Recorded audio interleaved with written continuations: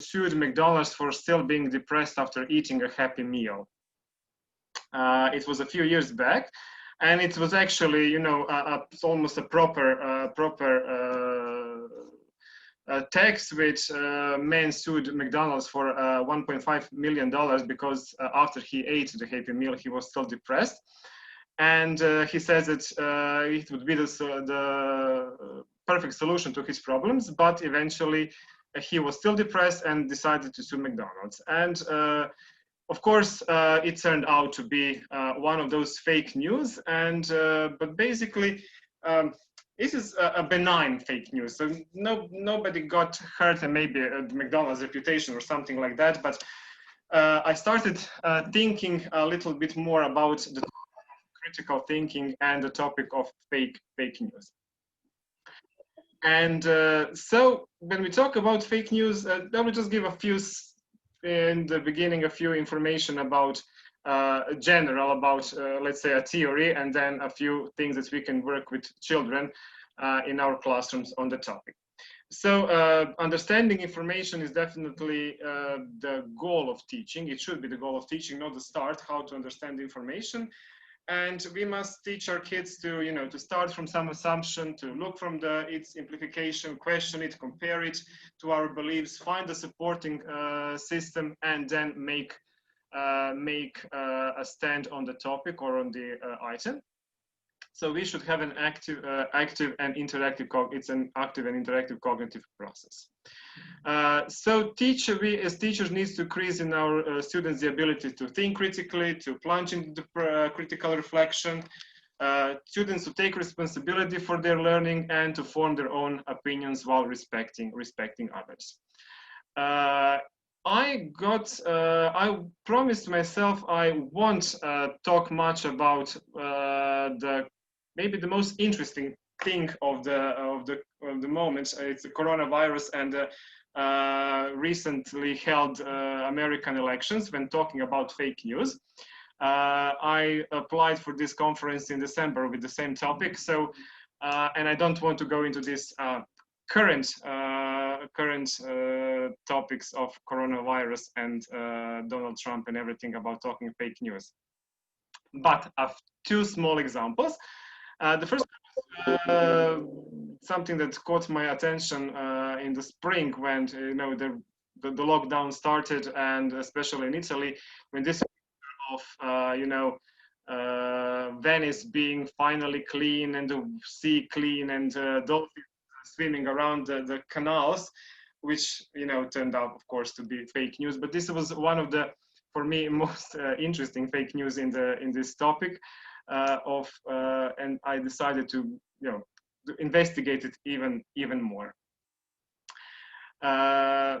So media, the topic of media, we need to, you know, decipher what is true information, what is false information, and always to teach our children to, you know, read with a little bit of skepticism. And I really like one quote that was, you know, held by, this was said by former American President Barack Obama, who said that increasingly we become so secure in our bubbles that we start accepting only information, whether this information is true or false, that fits our opinion, instead of basing our opinions on the evidence that is out there. And I think this is something that's is increasing day by day, this issue and this problem about this, what Barack Obama said, that we, even with this current information, with this current state of the world, you know, we are just accepting what we want to accept without thinking critically and without being able to form a justifiable form of opinion based on some evidence. And fake news is something that stands largely on the way. So people don't usually have a fundamental sense of media literacy. They should have, but I believe, and as we look around, we don't. The definition of, definition of fake news is that it is, of course, a false or misleading information with the intention to deceive readers into believing that it's credible and it's true information, with all sorts of repercussions. So this is not something new, of course. This is not something. It's been happening for centuries, but it's so common these days, and it's more and more hurtful. There have been several. I've just chosen a few to say a little bit of the false news that are famous in the history. The first, actually, one of the first recorded fake news was from Italy, from the Easter Sunday in 1475, when a boy went missing, and he was found dead and killed, and they're accused of Jewish community, and they then. The Jewish community, the people started attacking the Jewish community. The Pope got involved, so it was pretty bloody, and all because of the fake news. We have a story of George II in this dispute between the Jacobean rebellion in Great Britain, when there was a fake news that he was ill.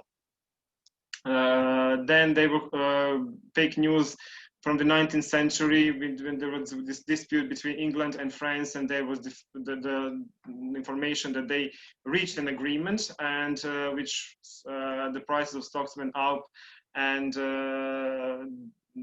this also caused its repercussion. The Sunday Times in 1835, New York Sun Times, had an article about life on the moon and everything, all the creatures living there. There was this fake news about Mark Twain dying. Actually, it was his cousin, and Mark Twain found it amusing at that point. And a cute story about the boycott of buying eggs in Chicago in 1916 because the price went too high. And then supposedly the price went down, but it was just between the food retailers and the manufacturers but in fact the price of eggs didn't fall out. So it's not something new, but with the internet it all goes rocketing high sky. Fake news goes into the four category. Fake news which is completely false, or with false or misleading website, usually connected with Facebook or something like that. Websites that circulate misleading or potentially unreliable information, websites that use some clickbait headlines or social media description, and some satire or comedy sites which actually are critical and sometimes tend to share this news as real. We should care, and we should teach our students to care, because fake news is a threat. It's dangerous, can hurt you and it can hurt other people. It can destroy a person's reputation or damage the reputation or credibility, because we deserve the truth. Real news can benefit us. We can make a good judgment on that, and fake news creates distrust in all the news, which is definitely something we don't want, and it's happening right now. We see here in Croatia, I guess everywhere else. This is a picture from 4 years ago, and you see the headline in the Post: "We've entered a post-truth world, and there is no going back." I don't know if you have heard of this post-truth word or not. It was in 4 years ago, it was in 2016, the Oxford Dictionaries chose the post-truth as the word of the year that year. And it says it's a social phenomenon, actually. This is something that appears to people's emotions rather than logic. And people are more likely to ignore concrete evidence and facts in the favor of what they believe ought to be true based on personal benefits. And this is something that is sort of a crux, the starting point of fake news phenomena. This would actually be the post-truth definition from Oxford English Dictionary. So relating to or denoting circumstances in which objective facts are less influential in shaping public's opinion than appeals to emotion and personal beliefs. We should, what makes a news story fake? It is that it can't be verified, it appeals to emotion, Authors usually aren't expert on the topic.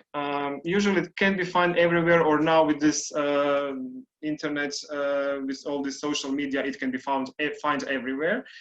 And fake news comes usually from fake sites. How many times have we heard from our students, and we said it ourselves, that we Googled it? It's become sort of a thing that, you know, covers everything. And if we Googled it, it's true. And we need to teach our children that it's not necessarily true, that we should find difference what is truth and what is not. One of the dangers I want is also taking things out of a context. This is the second things from this year from the American election, when at one point Joe Biden was accused of being racist because of the sentence. They're saying, geez, the reason I was able to stay sequestered in my home is because some black woman was able to stack the groceries, the grocery shelf, actually was completely taken out of the context. So this is one of the things we should investigate and teach children to read the whole text and coming to the conclusion, not just read the title up there, which is something taken out. When I started researching about the fake news, I came to this site. Maybe you have heard it. It was quite famous. A site about the Pacific Northwest tree octopus, and it looks like a site should look like. It has pictures. It has the description of the tree octopus.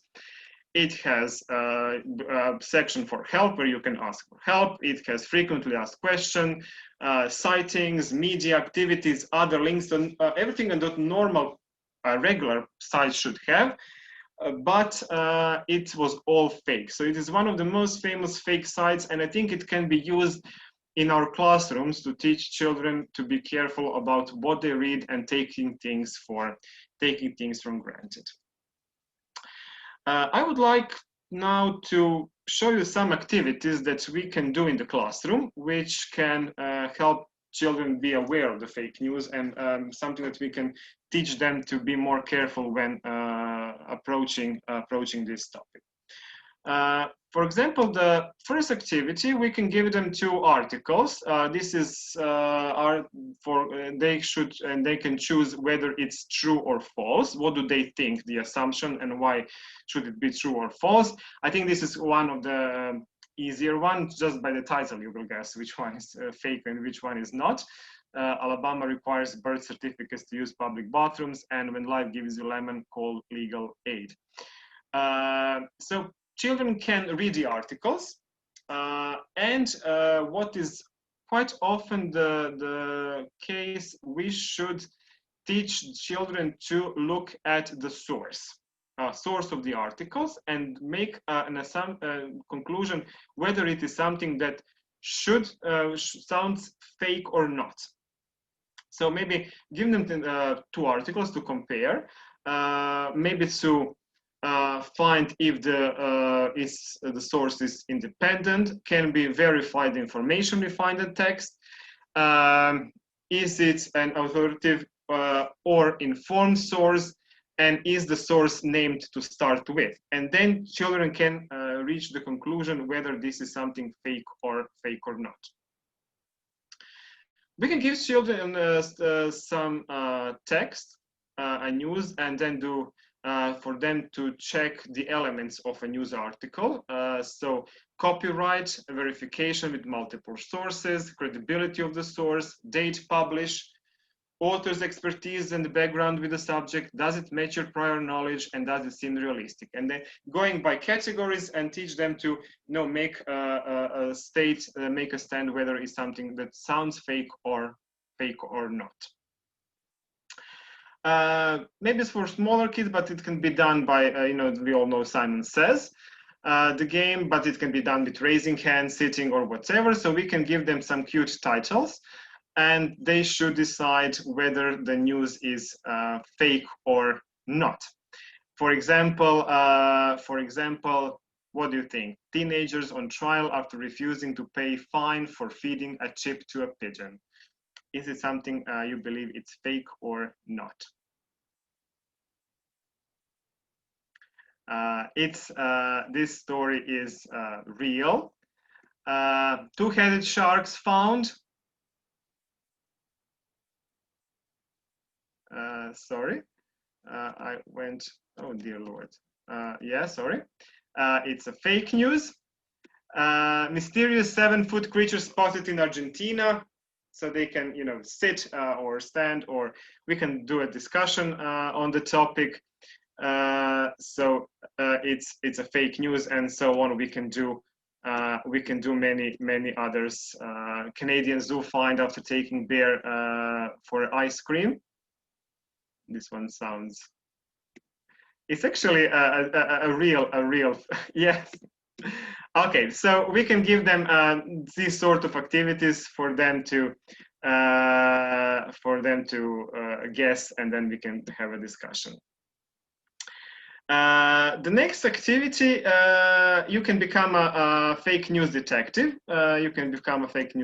So investigate two of the stories in detail. Pupils use the evidence and clues provided to find which story is real, which story is not. We can ask them what helped you identify the fake news, what clues, and so on. And we can even teach them some fake news vocabulary. So we can, this is, for example, one of the topic. Shock reveals the prime minister spent millions of government money on luxury holiday and more. Or you won't believe what a zoo did to these adorable 2-day-old tiger cubs. We can write something, or we can find and adopt it to the students' level, and then they can discuss it.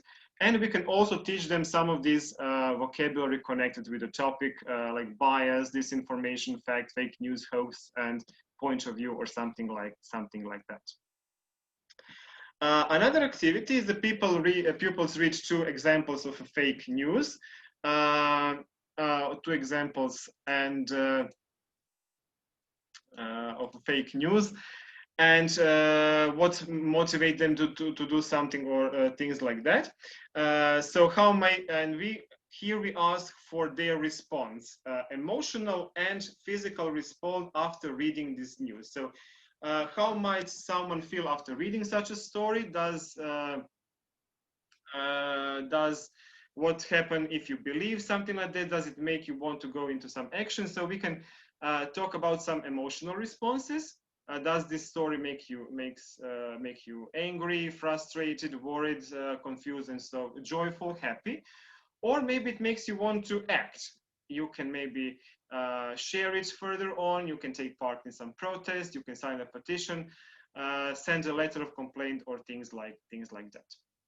Another famous example, if you Google fake news, and if you go into research, is this picture of daisies after the Fukushima nuclear explosion. It was all over, and we may start with this photo, and ask students to ask them about the photo. Do we know the source of the photo? How can we prove anything that this photo is real or not? We can make ask them, help them with the question. Why don't we don't know the photographer's credential, or things like that, and discuss this photo information. After this activity, we can give them a text about fake news, and to read and to research it even further, and going back to the things we discussed, for example, when talking about this picture. Another activity is we can imagine a friend who has told you a very dramatic story of what happened on the way to school. We can ask students, how did you feel? What would you like to check from his story? Who might you ask to check something? And then we can ask a student to think of a story by himself, of something he imaginary story, something he can invent, and add a little real elements in the stories. And other students can act as journalists. They can ask and see whether what can be verified, what not, how can be verified, what is questionable in such a story. They can write questions like this. So what steps do you need to take it to find out if the source is false? What evidence do you need? What can you confirm from such a story, or things like that. Another activity is, for example, this is a story of this is a story from the Lying Times. The Lying Times. The story is a man has been attacked by a dog whilst walking through Tall Park. Mr. Jonathan Jones, 48, says he was bitten by his pit bull terrier yesterday morning. I was minding my own business when an enormous vicious creature leapt out of the bushes and attacked me, and so on. We can then have characters from this story. In this case, the characters could be Mr. Jones, a dog owner, eyewitness, a neighbor, a dog expert, a warden. And we can give them something to say and some other information about this character. For example, for Mr. Jones, so he says, I was walking through the park one morning minding my own business when an enormous dog ran and bit me. So other information, I've told the park warden I think the park should be kept dog free. I like to walk on the grass, not on the path. You can see bite marks because I'm a fast healer. I didn't go to the doctor and I hate dogs. And now the rest of the children from the class are journalists, and using the checklist and the question they ask and to find what's really in the story, what can they do, what can they find out, and verify whose story, from which angle to look at the story. So these are some of the activities that we can do.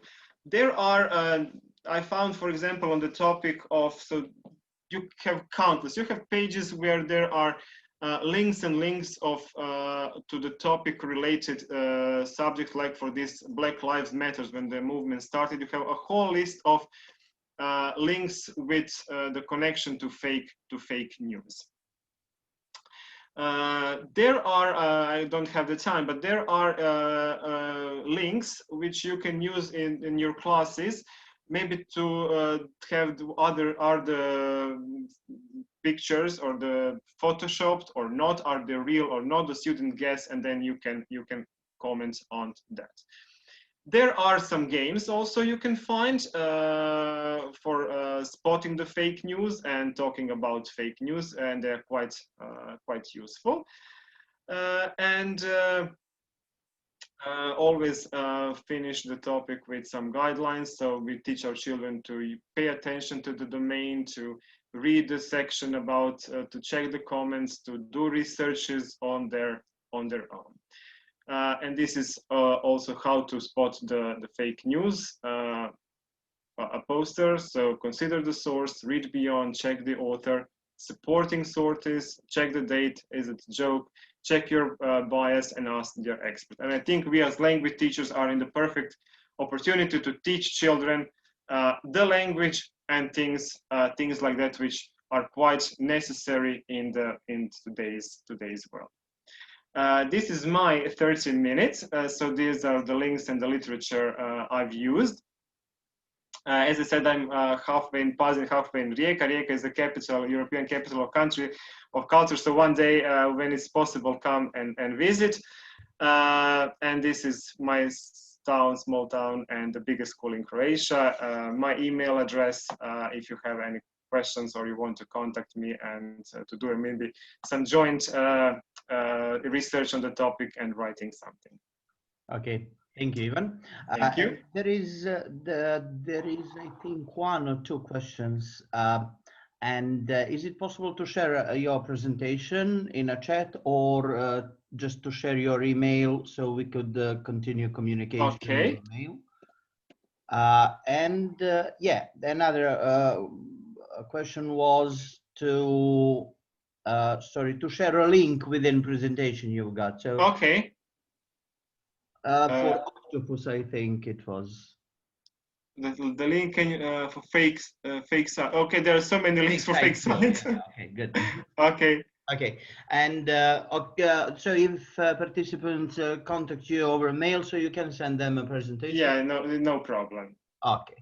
Thank you very much. Thank you for joining our conference. I hope participants you enjoy this. A round of applause, that would be fine. And thank you very much. Hope to see you soon somewhere else. Thank you for this opportunity. Thank you. Thank you very much. We'll continue our conference at 14. Yeah, okay, yeah, hi. So we continue at 14, so be here if you would like to share your knowledge and receive some new ideas. Thank you very much. See you at 14. Thank you.